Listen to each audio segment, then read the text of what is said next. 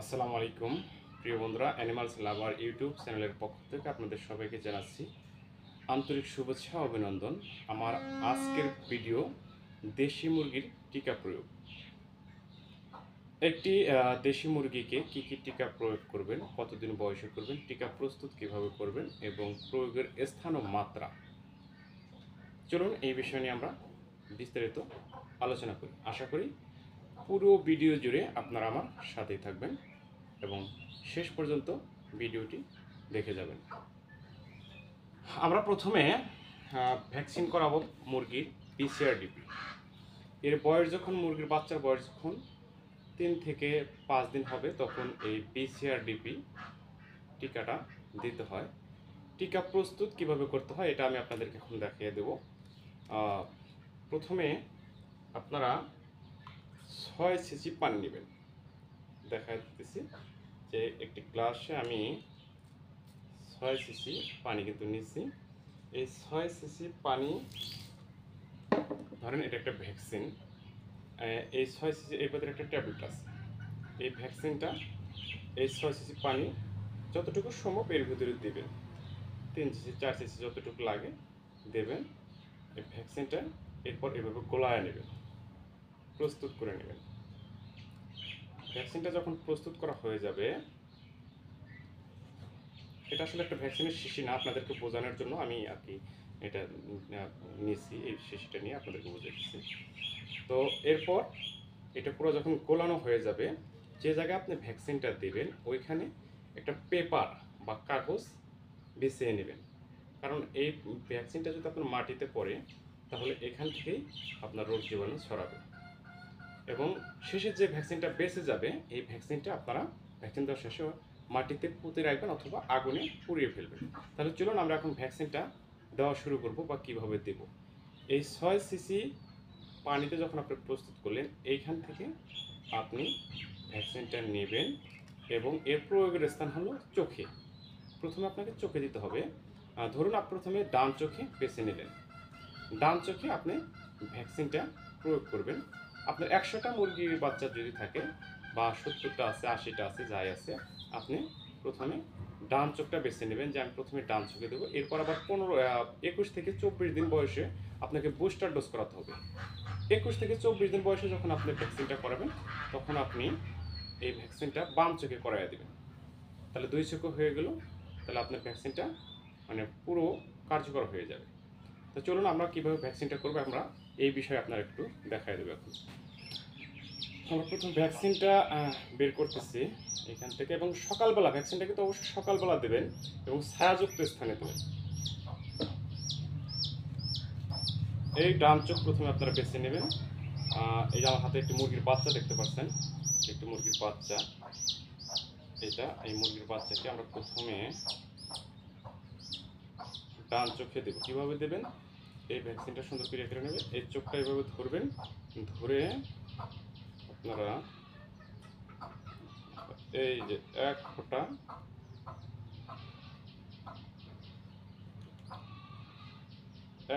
যে ফোঁটা পড়তেছে এক ফোঁটা দিয়ে দেবেন।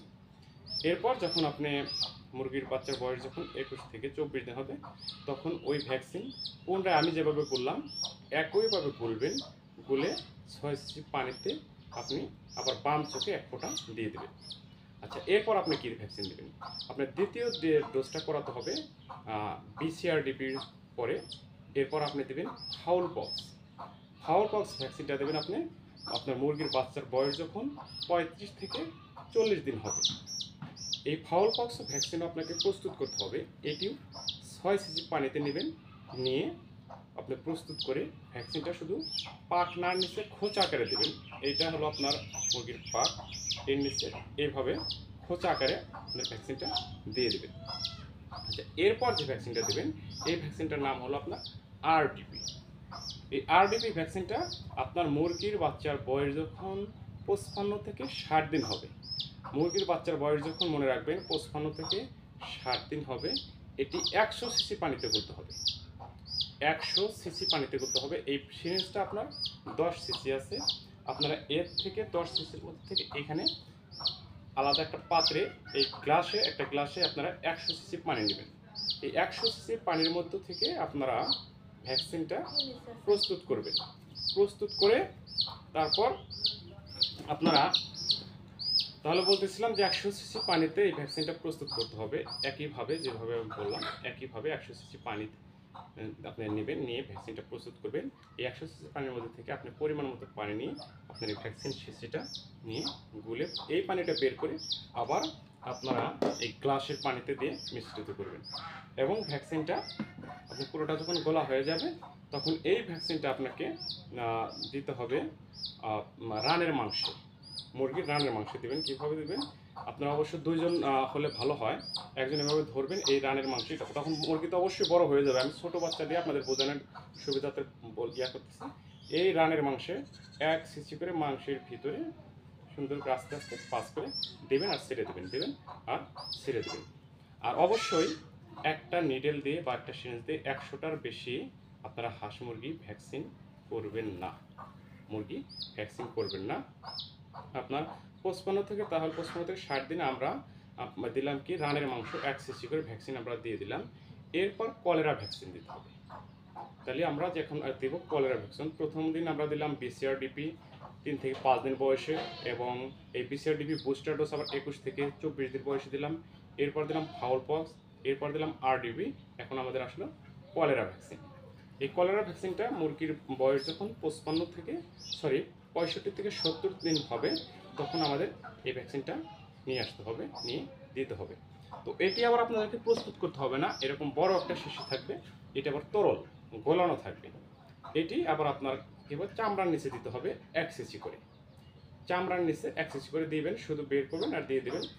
অবশ্যই যখন আপনারা ভ্যাকসিনটার জন্য যাবেন অবশ্যই সাথে আপনারা নিয়ে যাবেন, একটা হটপট বা ফ্রিজিং করে কীভাবে ভ্যাকসিনটা নিয়ে আসা যায় সেখান থেকে ভ্যাকসিনটা নিয়ে আসবেন।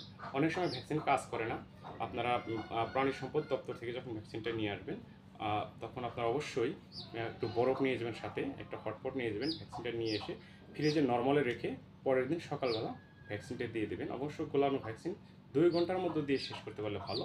এবং গোলানোর শেষে যে ভ্যাকসিনটা বেঁচে যাবে বা ব্যবহারের শেষে যে ভ্যাকসিনটা বেঁচে যাবে অবশ্যই মাটির নিচে পুঁতে রাখবেন অথবা আপনারা আগুনে পুড়ে ফেলবেন। এরপর আপনারা প্রতি 3 মাস পর পর RDP এবং 6 মাস পর পর কলেরা ভ্যাকসিন প্রয়োগ করতে হবে। একটি মুরগির খামারকে সুস্থ রাখার জন্য অবশ্যই যে ভ্যাকসিনের কথা আমি বললাম এই ভ্যাকসিনগুলো আপনি দেবেন, ভ্যাকসিনগুলো প্রয়োগ করবেন। এবং খামারের সুস্থতার জন্য প্রতি 3 মাস পর পর RDP এবং 6 মাস পর পর কলেরার ভ্যাকসিন ব্যবহার করবেন।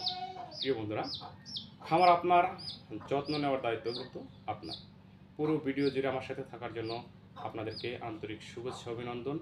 ভিডিওটি ভালো লাগলে সাবস্ক্রাইব করে দেবেন, আপনার বন্ধুদের মাঝে শেয়ার করে দেবেন, এবং নতুন নতুন ভিডিও পেতে আপনার আমার ভিডিওর ফলো বাটনে চাপ দিয়ে রাখবেন।